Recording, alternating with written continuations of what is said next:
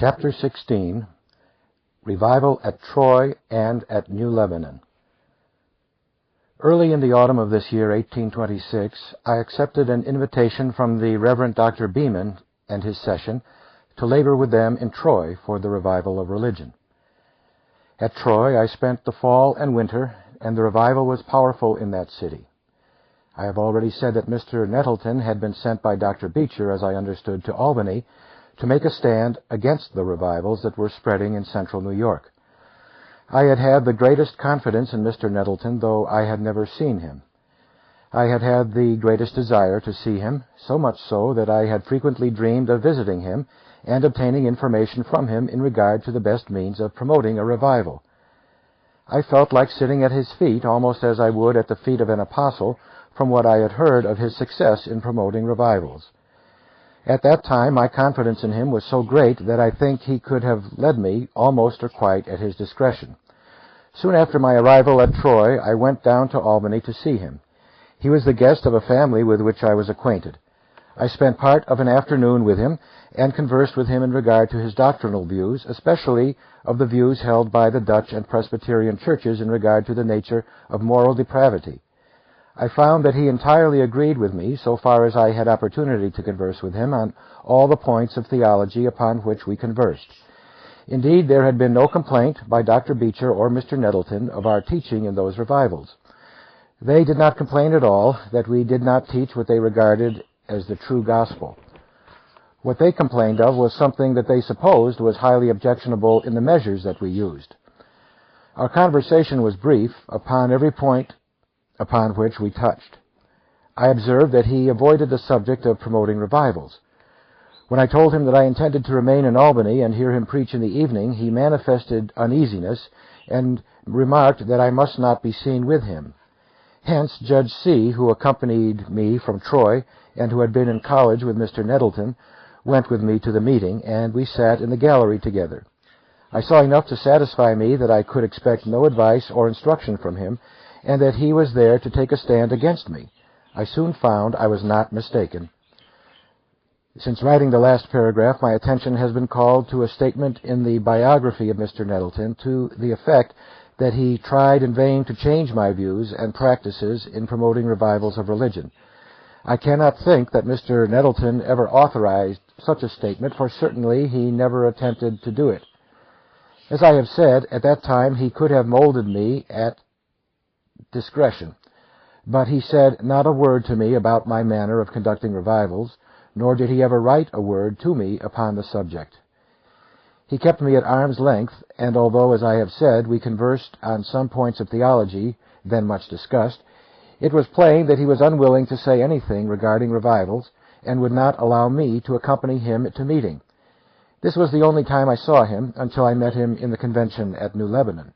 At no time did Mr. Nettleton try to correct my views in relation to revivals. We soon began to feel in Troy the influence of Dr. Beecher's letters over some of the leading members of Dr. Beeman's church. This opposition increased and was doubtless fomented by an outside influence until finally it was determined to complain of Dr. Beeman and bring his case before the presbytery. This was done, and for several weeks the presbytery sat and examined the charges against him. In the meantime, I went on in my labors in the revival. Christian people continued praying mightily to God. I kept up preaching and praying incessantly, and the revival went on with increasing power. Dr. Beeman, in the meantime, being under the necessity of giving almost his entire attention to his case before the presbytery. When the presbytery had examined the charges and specifications, I think they were nearly or quite unanimous in dismissing the whole subject and justifying the course which he had taken. The charge was not for heresy, nor were the specifications for heresy, I believe, but for things conjured up by the enemies of the revival and by those who were misled by an outside influence. In the midst of the revival, it became necessary that I should leave Troy for a week or two and visit my family at Whitesboro. While I was gone, Reverend Horatio Foote was invited by Dr. Beeman to preach. I do not know how often he preached, but this I recollect, that he gave great offense to the already disaffected members of the church. He bore down upon them with the most searching discourses, as I learned. A few of them finally made up their minds to withdraw from the congregation. They did so and established another congregation, but this was after I had left Troy. I do not recollect how long. The failure of this effort to break Dr. Beeman down considerably discomfited the outside movement in opposition to the revival. A great many very interesting incidents occurred during this revival that I must pass in silence, lest they should appear to reflect too severely on the opposers of the work. In this revival, as in those that had preceded, there was nothing a very earnest in this revival, as in those that had preceded, there was a very earnest spirit of prayer. We had a prayer meeting from house to house daily at 11 o'clock. At one of those meetings, I recollect that a Mr. S., cashier of a bank in that city, was so pressed by the spirit of prayer that when the meeting was dismissed, he was unable to rise from his knees, as we had all just been kneeling in prayer. He remained upon his knees and writhed and groaned in agony. He said, "Pray for Mr. So-and-so, president of the bank of which he was cashier." The president was a wealthy, unconverted man. When it was seen that his soul was in travail for that man, the praying people knelt down and wrestled in prayer for his conversion. As soon as the mind of Mr. S. was so relieved that he could go home, we all retired, and soon after the president of the bank, for whom we prayed, expressed hope in Christ. He had not before this, I believe, attended any of the meetings, and it was not known that he was concerned about his salvation. But prayer prevailed, and God soon took his case in hand. The father of Judge C., who was at Albany with me, was living with his son, whose guest I was at the time. The old gentleman had been a judge in Vermont. He was remarkably correct in his outward life, a venerable man, whose house in Vermont had been the home of ministers who visited the place, and he was to all appearance quite satisfied with his amiable and self-righteous life. His wife had told me of her anxiety for his conversion, and his son had repeatedly expressed fear that his father's self-righteousness would never be overcome, and that his natural amiability would ruin his soul. One Sabbath morning, the Holy Spirit opened the case to my apprehension and showed me how to reach it. In a few moments I had the whole subject in my mind. I went downstairs and told the old lady and her son what I was about to do, and exhorted them to pray earnestly for him. I followed out the divine showing, and the word took such powerful hold of him that he spent a sleepless night. His wife informed me that he had spent a night of anguish, that his self-righteousness was thoroughly annihilated, and that he was almost in despair.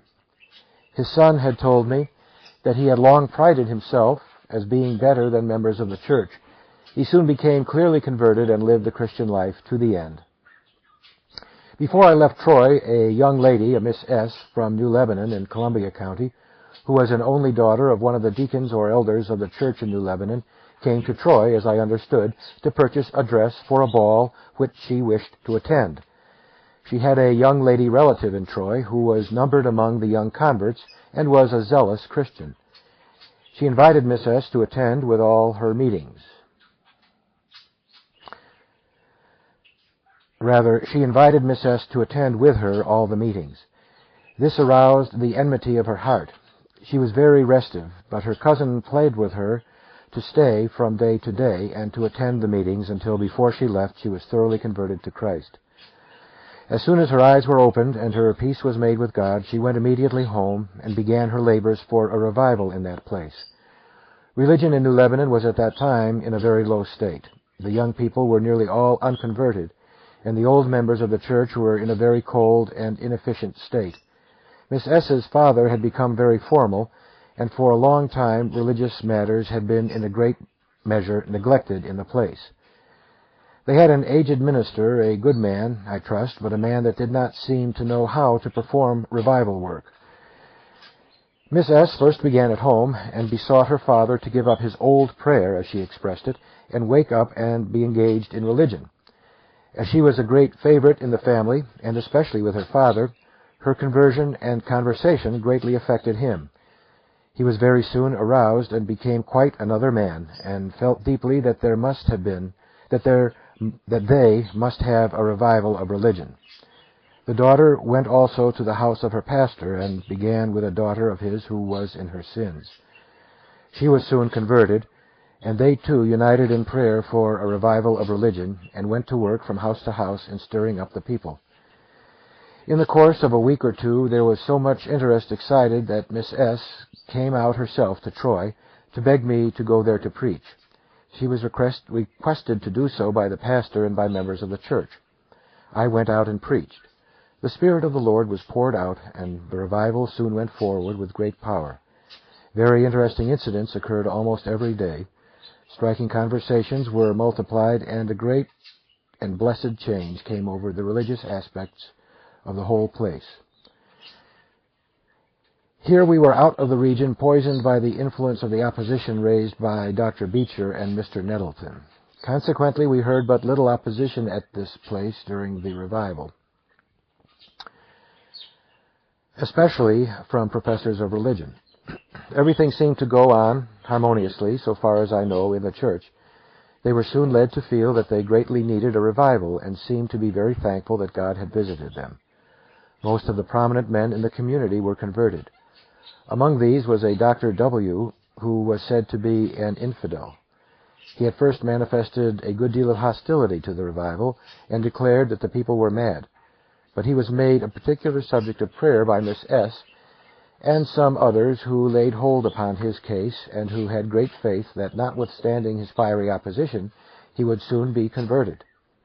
One Sunday morning he came to meeting, and I could see that those who felt for him were burdened. Their heads were down, and they were in a prayerful state during nearly the whole sermon. It was plain, however, before night that the doctor's opposition began to give way. He listened through the day, and that night he spent in a deeply exercised state of mind. The next morning he called on me, subdued like a little child, and confessed that he had been all wrong. He was very frank in opening his heart and declaring the change that had come over him. It was plain that he was another man, and from that day he took hold of the work and went forward with all his might.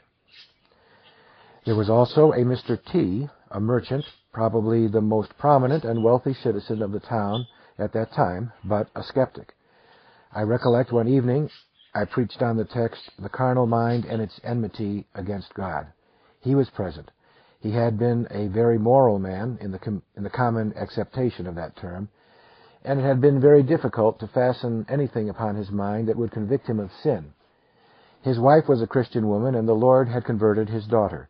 The state of things in the town and in his family had so far interested him that he would come to meeting and hear what was said. The next day, after this sermon on moral depravity, he confessed himself convinced. He told me it came home to him with restless power. He saw it was all true, and assured me his mind was made up to serve the Lord the rest of his life. I recollect also that John T. Avery, a noted evangelist, who labored in many places for many years, was present at that meeting. His family lived in New Lebanon. He was born and brought up there, and was at this time a lad, perhaps 15 or 16 years of age. The next morning, after that sermon was preached, he came to me, one of the most interesting youthful converts that I have ever seen. He began and told me what had been passing in his mind for several days, and then he added, "I was completely rolled up in the sermon, and it carried me right along. I could understand it. I gave up. I gave all to Christ." This he said in a manner not to be forgotten. But why should I multiply cases? I might spend hours in relating incidents and the conversion of particular individuals, but I must not enter too much into particulars. But I must mention a little incident connected somewhat to the opposition that had been manifested at Troy. The Presbytery of Columbia had a meeting, somewhere within its bounds, while I was at New Lebanon. And being informed that I was laboring in one of their churches, they appointed a committee to visit the place and inquire into the state of things, for they had been led to believe from Troy and other places, and from the opposition of Mr. Nettleton and the letters of Dr. Beecher, that my method of conducting revivals was so very objectionable that it was the duty of the presbytery to inquire into it. They appointed 2 of their number, as I afterward understood, to visit the place, and they attempted to do so. As I afterward learned, though I do not recollect to have heard it at the time, the news reached New Lebanon of this action of the presbytery, and it was feared that it might create some division and make some disturbance if this committee came. Some of the most engaged Christians made this a particular subject of prayer, and for a day or two before the time when they were expected, they prayed much that the Lord would overrule this thing and not suffer it to divide the church or introduce any element of discord. The committee were expected to be there on the Sabbath and attend the meetings. But the day before, a violent snowstorm set in, and the snow fell so deep that they found it impossible to get through, were detained over the Sabbath, and on Monday found their way back to their own congregations. Those brethren were the Reverend J.B. and the Reverend Mr. C. Mr. C. was pastor of the Presbyterian Church at Hudson, New York, and Mr. B. was pastor of the Presbyterian Church in Chatham, a village some 15 or 16 miles below Albany. Soon after this, I received a letter from Mr. B. informing me that the Presbytery had appointed him one of a committee to visit me and make some inquiry in regard to my mode of conducting revivals, and inviting me to come and spend the Sabbath with him and preach for him. I did so. As I understood afterward, his report to the Presbytery was that it was unnecessary and useless for them to take any further action in this case, that the Lord was in the work, and they should take heed lest they be found fighting against God. I heard no more of opposition from that source. I have never doubted that the Presbytery of Columbia were honestly alarmed at what they had heard. I have never called in question the propriety of the course which they took, and I ever admired their manifest honesty in receiving testimony from proper sources. So far as I know, they thereafter sympathized with the work that was going on. About this time, a proposition was made by somebody, I know not who, to hold a convention or consultation on the subject of conducting revivals. Correspondence was entered into between the Western brethren who had been engaged in those revivals and the Eastern brethren who had been opposing them. It was finally agreed to hold the convention on a certain day, I think in July of 1827, in New Lebanon, where I had been laboring. I had left New Lebanon and had been spending a short time in the village of Little Falls on the Mohawk near Utica. Some very interesting incidents occurred there during my short stay, but nothing so marked as naturally to find a place in this narrative, as I was obliged to leave after a very short stay in that place and return to New Lebanon to attend the convention. It would seem that the design of this meeting has since been, by many, very misunderstood. I find there is an impression in the public mind that some complaint had been alleged against myself, and that this meeting was for the trial of myself, as complained of, before a council. But this was by no means the case. I had nothing to do with getting up the convention, nor was I any more particularly concerned in its result than any of the members that attended.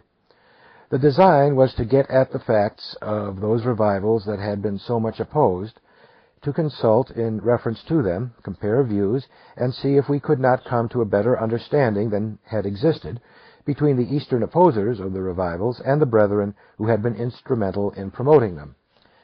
I arrived in New Lebanon a day or two before the convention met. On the appointed day, the invited members arrived. They were not men that had been appointed by any ecclesiastical bodies, but they had been invited by the brethren most concerned, East and West, to come together for consultation. None of us were men representing any churches or ecclesiastical bodies whatever. We came together with no authority to act for the church or any branch of it, but simply, as I have said, to consult, to compare views, to see if anything was wrong in fact, and if so, to agree to correct what was wrong on either side. For myself, I supposed that as soon as the brethren came together and exchanged views and the facts were understood, that the brethren from the East who had opposed the revivals, especially Dr. Beecher and Mr. Nettleton, would see their error, and that they had been misled, and that the thing would be disposed of, for I was certain that the things of which they complained in their letters had no foundation in fact. Of the brethren that composed this convention, I can remember the following. From the East, there were Dr. Beecher and Mr. Nettleton, Dr. Joel Hawes from Hartford, Dr. Dutton from New Haven, Dr. Humphrey, president of Amherst College, Reverend Justin Edwards of Andover, and a considerable number of other brethren whose names I do not now recollect. From the West, that is from central New York, where those revivals had been in progress, there were Dr. Beeman of Troy, Dr. Lansing of Auburn, Mr. Aiken of Utica, Mr. Frost of Whitesboro, Mr. Gillette of Rome, Mr. Coe of New Hartford, Mr. Gale of Western, Mr. Weeks of Paris Hill, and perhaps some others whose names I do not now recollect, and myself. We soon discovered that some policy was on foot in organizing the convention on the part of Dr. Beecher. However, we regarded it not. The convention was organized, and I believe Dr. Humphrey presided as moderator. There was not the least unkindness of feeling, that I know of, existing among the members of the convention toward each other. It is true that the members from the West regarded with suspicion Mr. Weeks, as I have already intimated, as being the man who was responsible in a considerable degree for the misapprehension of the Eastern Brethren. As soon as the convention was duly organized and the business before us was stated and understood, the inquiry was raised by the brethren from the West in regard to the source whence Dr. Beecher and Mr. Nettleton had received their information. We had been particularly solicitous to find out who it was that was misleading those brethren and giving them such a view of the revivals as to make them feel justified in the course they were taking. We wanted to know whence all this mysterious opposition had proceeded. We therefore raised the inquiry at once, and wished to know of those brethren from what source they had received their information as touching those revivals.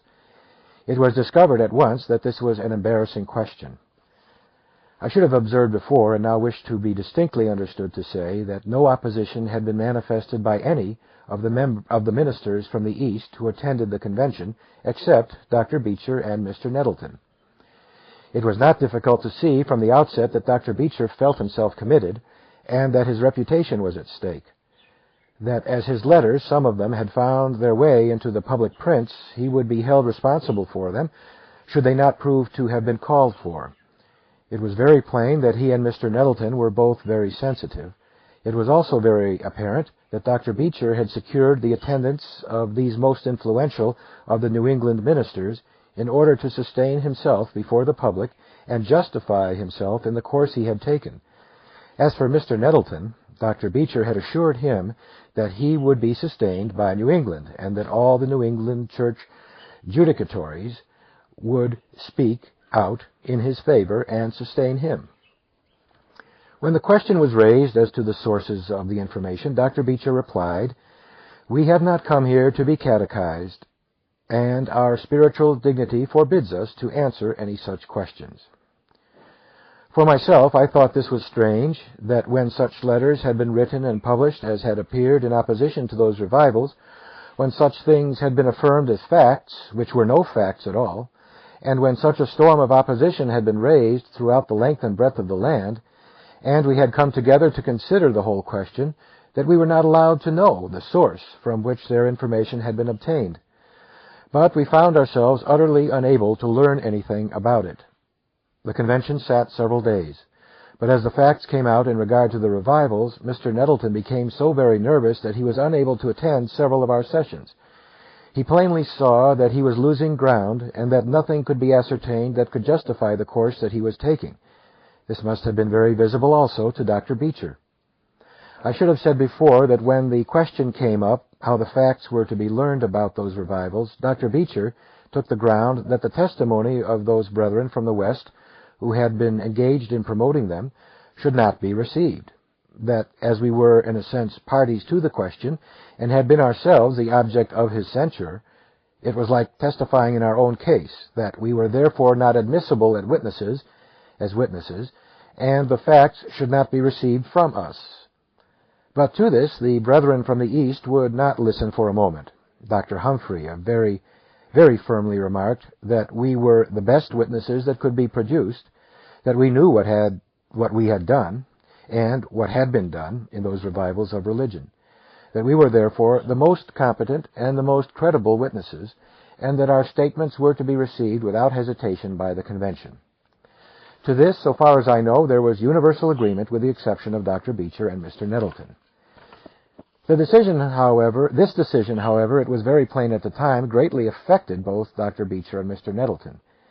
They saw that if the facts came out from the brethren who had witnessed the revivals, who had been on the ground and knew all about them, they might entirely overrule all the misapprehensions and all the misstatements that had been made and entertained upon the subject.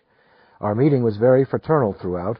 There was no sparring or bitterness manifested, But with the exception of the two brethren whom I have named, Dr. Beecher and Mr. Nettleton, the brethren from the East appeared candid and desirous to know the truth, and glad to learn what the particulars of the Western revivals were. There were several points of discussion during the convention, especially one on the propriety of women taking any part in social meetings. Dr. Beecher brought up that objection and argued it at length, insisting upon it that the practice was unscripturable and inadmissible.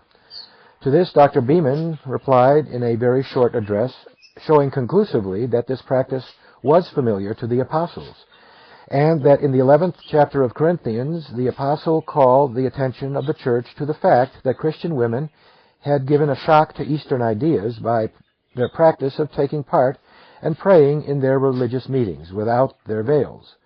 He showed clearly that the apostle did not complain of their taking part in the meeting, but of the fact that they did so laying aside their veils, which had given a shock to the prevalent sentiment and occasion of reproach to heathen opposers. The apostle did not reprove the practice of their praying, but simply admonished them to wear their veils when they did so.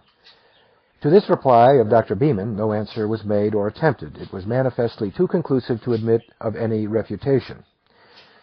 Near the close of the convention, Mr. Nettleton came in, manifestly very much agitated, and said that he would now give the convention to understand the reasons he had for the course he had taken. He had what he called a historical letter in which he professed to give the reasons and state the facts upon which he had founded his opposition. I was glad to hear the announcement that he wished to read this letter to the convention. A copy of it had been sent to Mr. Aiken when I was laboring with him in Utica, and Mr. Aiken had given it to me. I had it in my possession at the convention and should have called it up in due time had not Mr. Nettleton done so. He went on to read the letter.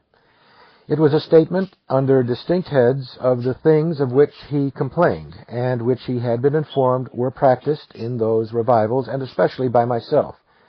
It is evident that the letter was aimed at me particularly, though perhaps I was seldom mentioned in it by name. Yet the things complained of were so presented that there was no mistaking the design. The convention listened attentively to the whole letter, which was as long as a sermon. Mr. Nettleton then observed that the convention had before them the facts upon which he had acted, and which he supposed had called for and justified his proceedings. When he sat down, I arose, and expressed my satisfaction that the letter had been read, and remarked that I had a copy of it, and should have read it in due time if Mr. Nettleton had not done so. I then affirmed that so far as I was personally concerned, not one of those facts mentioned there and complained of was true. And I added, all the brethren are here with whom I have performed all these labors, and they know whether I am chargeable with any of these things in any of their congregations. If they know or believe that any of these things are true of me, let them say so, now and here. They all at once affirmed, either by expressly saying so, or by their manifest acquiescence, that they knew of no such thing. Mr. Weeks was present, and I expected, therefore, that if anything was said in reply to my explicit denial of all the facts charged in Mr. Nettleton's letter with respect to myself, that it would come from Mr. Weeks. I supposed that if he had written to Dr. Beecher or Mr. Nettleton affirming those facts, that he would feel called upon then and there to speak out and justify what he had written. But he said not a word. No one there pretended to justify a single sentence in Mr. Nettleton's historical letter that related to myself. This, of course, was astounding to Mr. Nettleton and Dr. Beecher.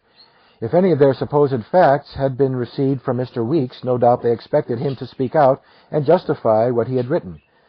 But he said nothing intimating that he had any knowledge of any of the facts that Mr. Nettleton had presented in his letter. The reading of this letter and what immediately followed prepared the way for closing up the convention.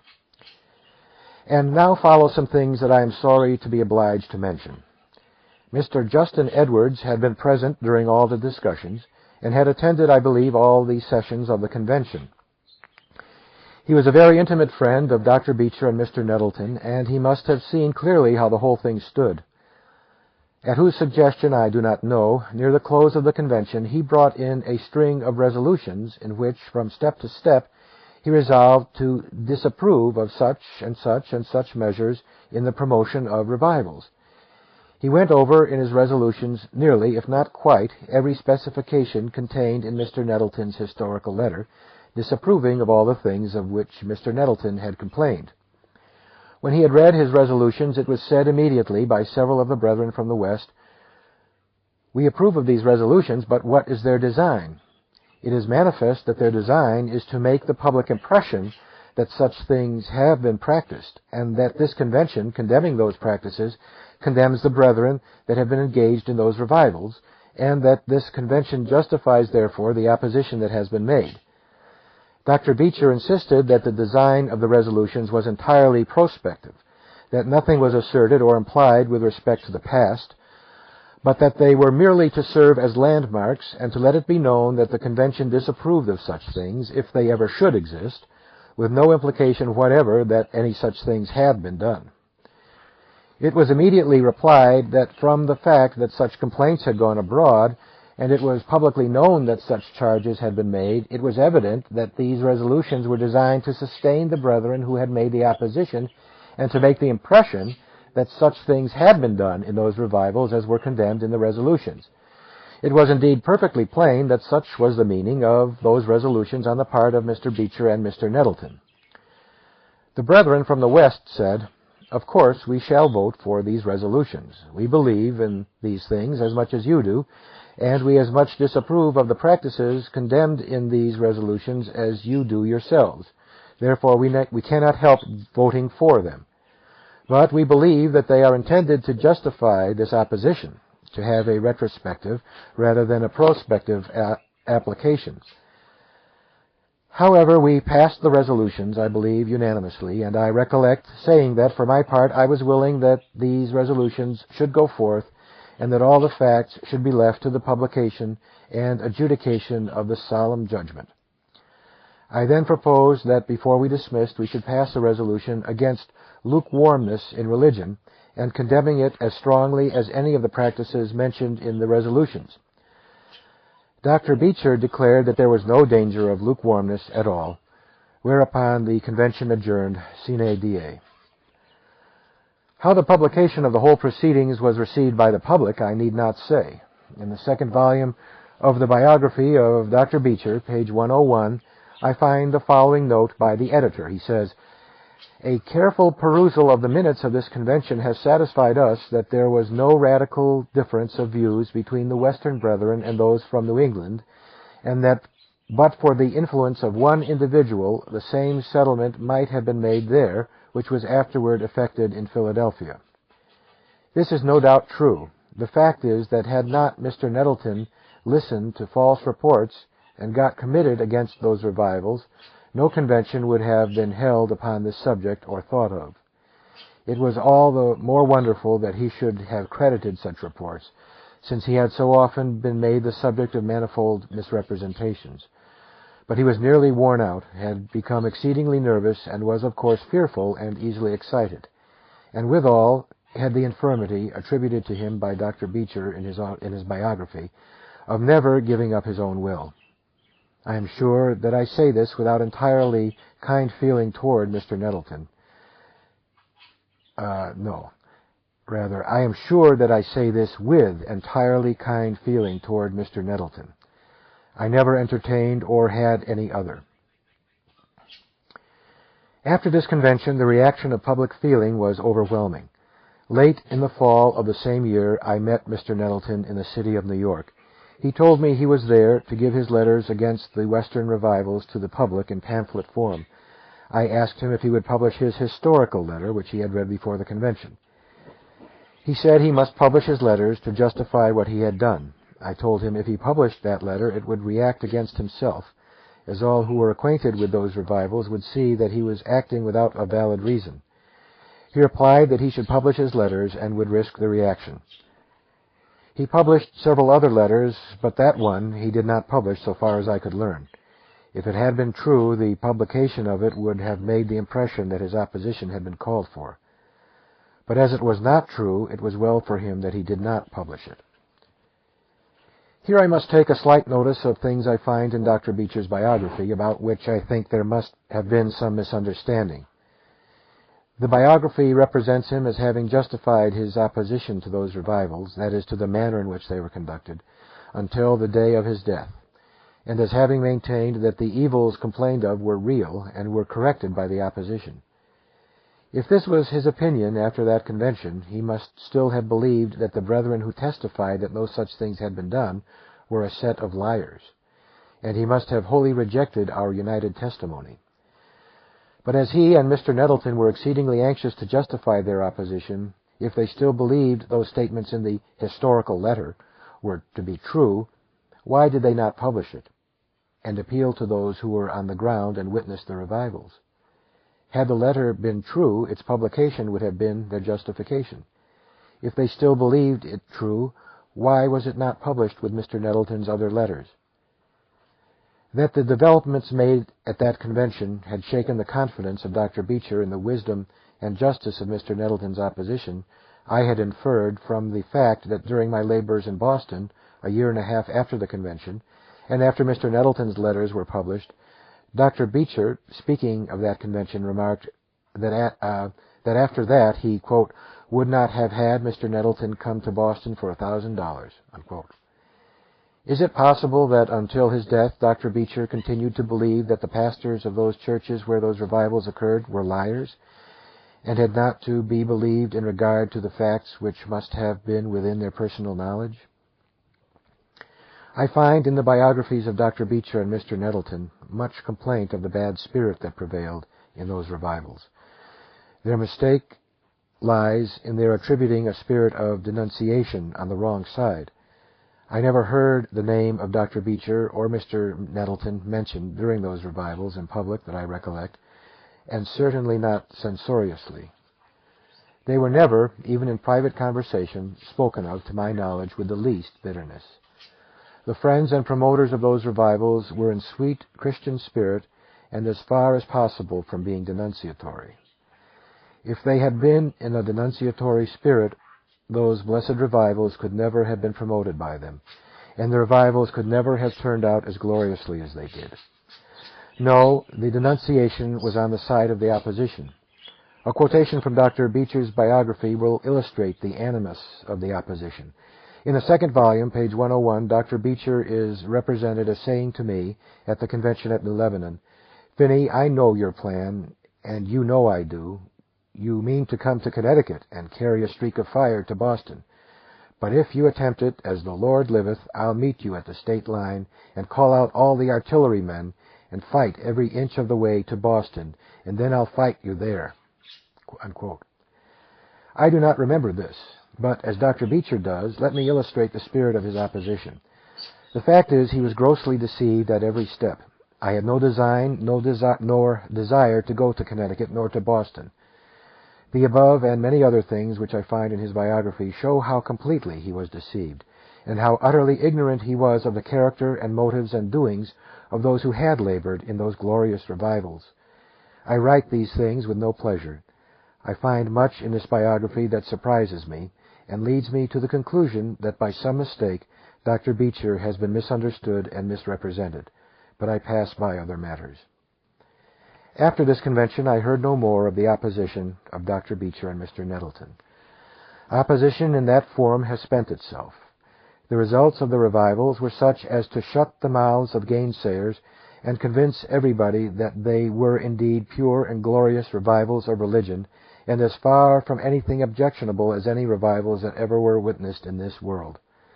Let anyone read the Acts of the Apostles and the record of the revivals of their day, and then read what they say in their epistles of the reaction, backsliding, and apostasies that followed.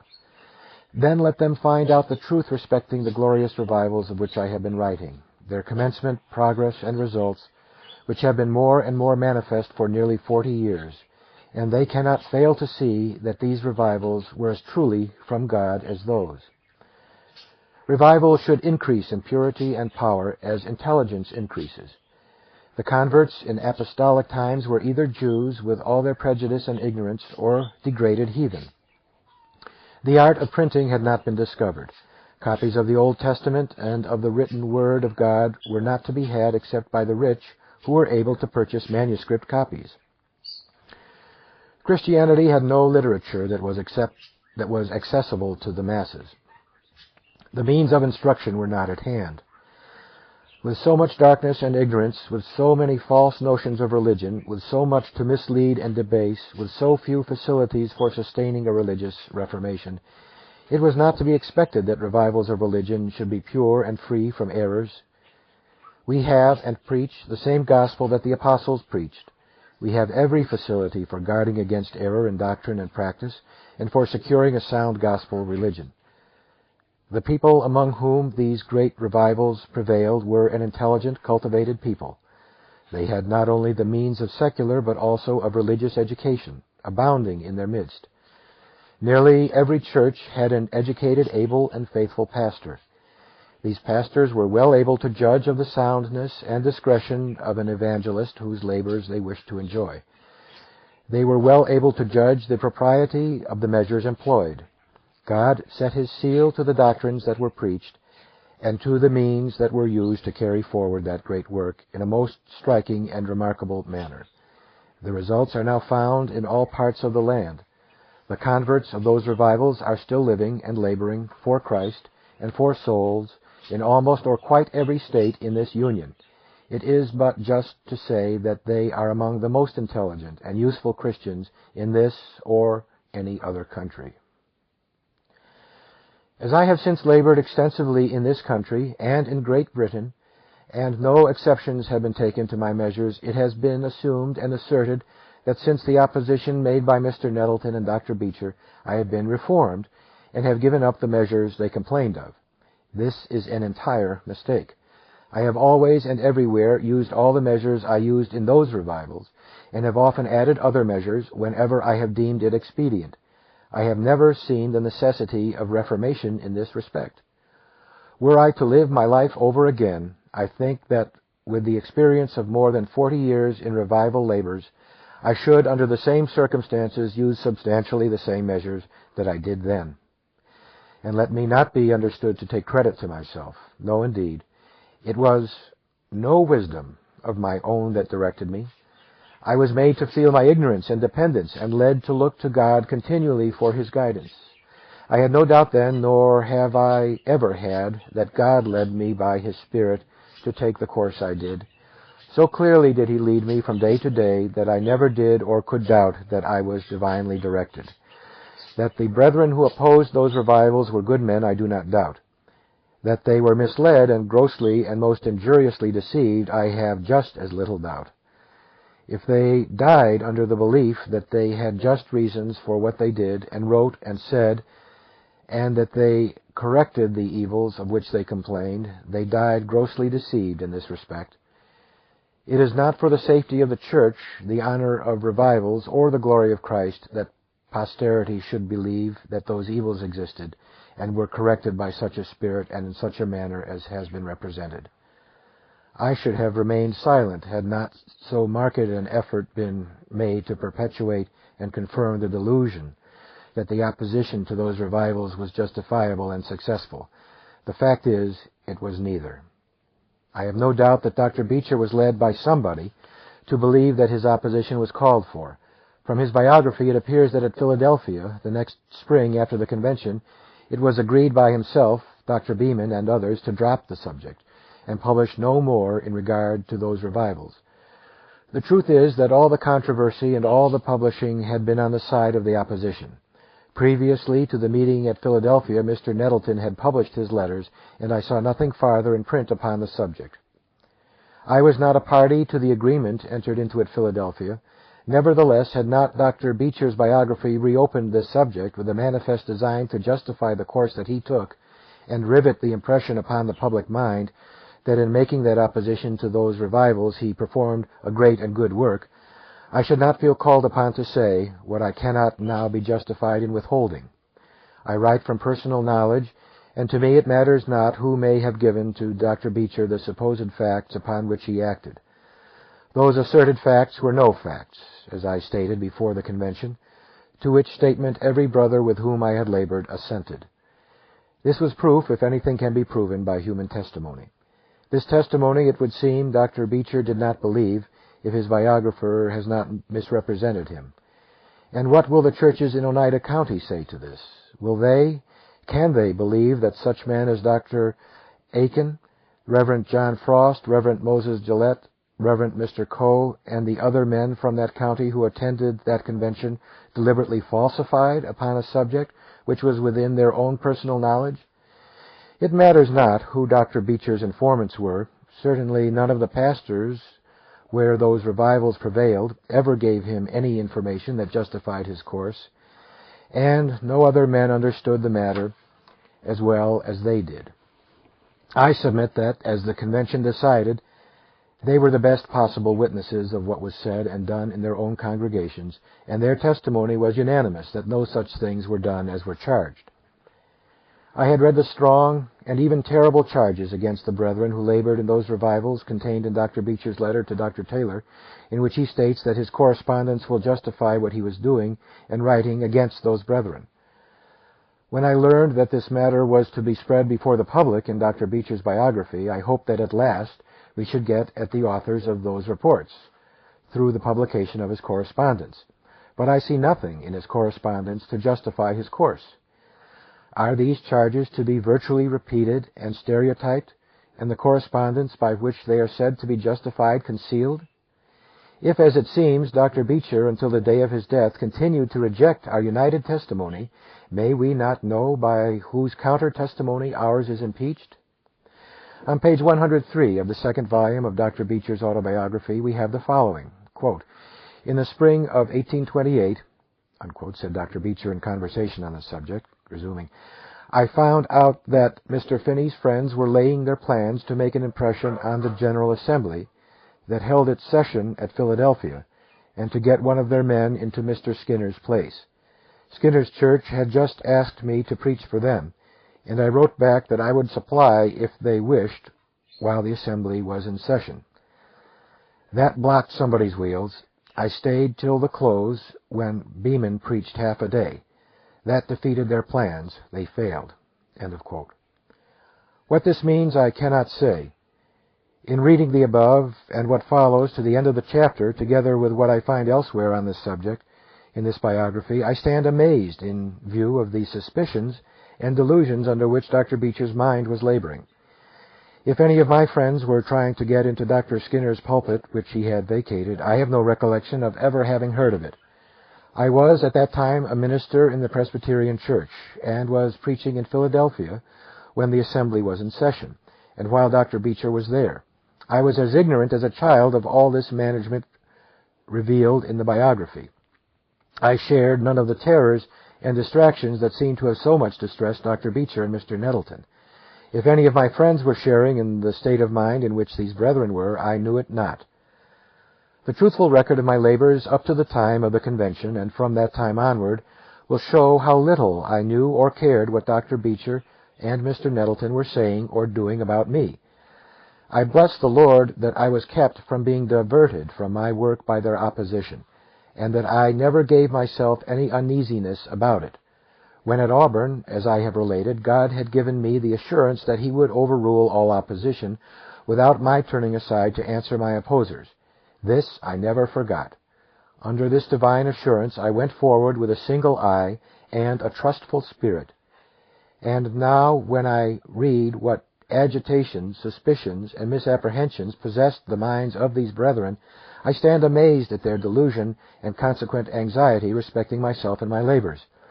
At the very time that Dr. Beecher was in Philadelphia, managing with members of the General Assembly as related in his biography, I was laboring in that city, and had been for several months in different churches in the midst of a powerful revival of religion, perfectly ignorant of Dr. Beecher's errand there. I cannot be too thankful that God kept me from being agitated and changed in my spirit or views of labor by all the opposition of those days.